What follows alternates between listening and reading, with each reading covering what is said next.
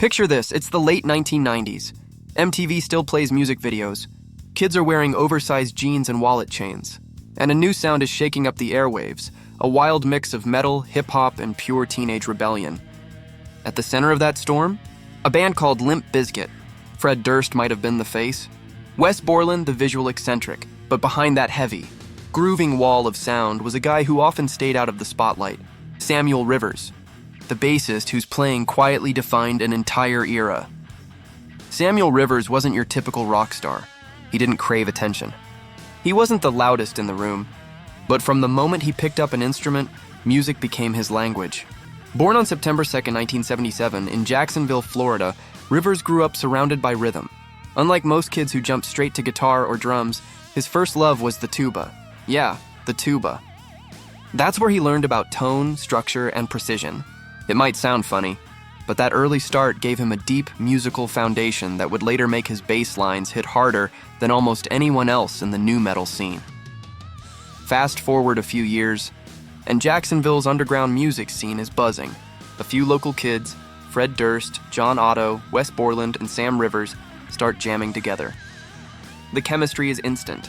By 1994, Limp Bizkit is officially born, and Sam's rhythmic instincts turn out to be the missing piece that makes their sound explode.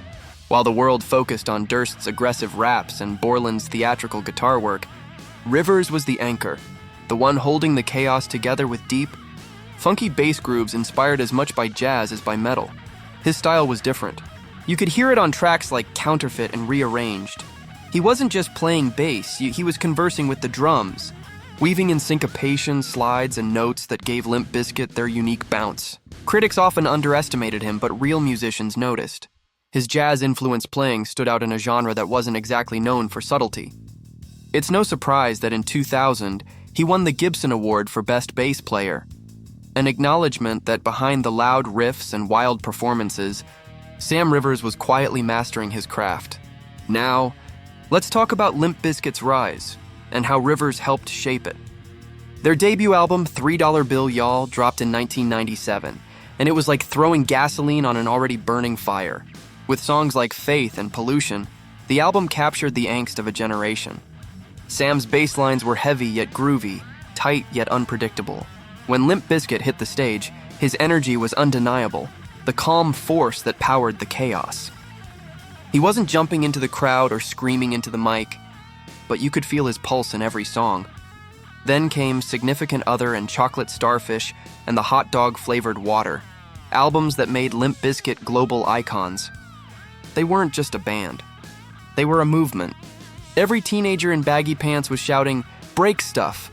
And somewhere in that madness was Sam Rivers, laying down the grooves that made those songs move.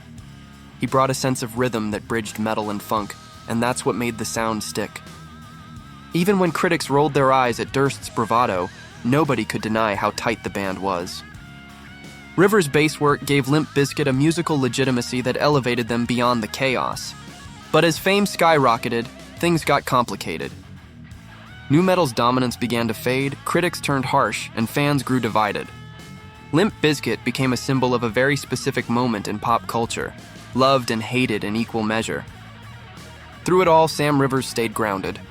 He wasn't the one throwing punches in the media or starting feuds. He just played. And that's what made him so vital, the quiet consistency behind a band built on noise. Then came the health battles. Behind the scenes, Rivers was struggling with serious medical issues. Years of touring, late nights, and the brutal lifestyle that comes with being in a globally touring rock band took a toll. In time, his liver began to fail. For any musician, that kind of news could have been the end. But Rivers didn't give up. He underwent a liver transplant, a grueling, life-changing procedure, and fought his way back, proving the same resilience that had driven his career from the start. Even as he faced recovery, his connection to music never faded. Limp Bizkit continued, but the band went through lineup shifts and creative lulls.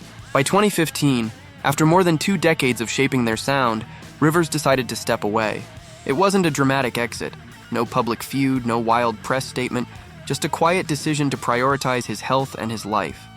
In a band known for its chaos, that calm dignity spoke volumes. Fans felt it too. For many, Rivers' departure marked the end of an era. He wasn't just the bassist. He was part of the DNA of Limp Bizkit's sound. His influence stretched far beyond the band's catalog. You can hear echoes of his style in countless modern metal and alternative acts. Musicians who grew up headbanging to Nookie and later realized how much groove and technical skill was hiding beneath the noise. What makes Rivers' story so inspiring isn't just his musicianship, it's how he carried himself. While others chased fame, he chased the perfect tone. While some crumbled under pressure, he found balance. He reminded everyone that not every rock star needs to shout to make an impact. Sometimes the quiet ones leave the deepest marks, and his legacy lives on. Even today, Limp Bizkit's music, love it or hate it, is being rediscovered by a new generation. Gen Z fans are streaming their old videos, mashing up Rollin' on TikTok, and realizing that what once defined the early 2000s still slaps today. And when that low-end groove kicks in, that's Sam Rivers. That's his fingerprint. It's impossible to separate his sound from the band's identity. Beyond Limp Bizkit, Rivers continued exploring music in other ways. His appreciation for jazz, funk, and alternative genres never faded, and he's known to have encouraged up-and-coming musicians to dig deeper into their instruments, to learn, to listen, to evolve. That mindset is part of why his legacy continues to resonate. He wasn't just a performer, he was a musician in the truest sense. In an age where celebrity often overshadows talent, Rivers' story stands out as a reminder of what really matters: passion, perseverance, and humility.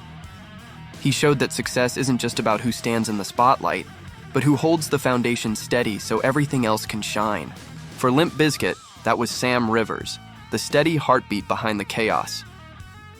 So the next time you listen to My Way or take a look around, pay attention to that bass line under the surface. That groove that makes your head nod without you realizing it. That's Sam. That's decades of dedication, skill, and soul, distilled into a few perfect notes.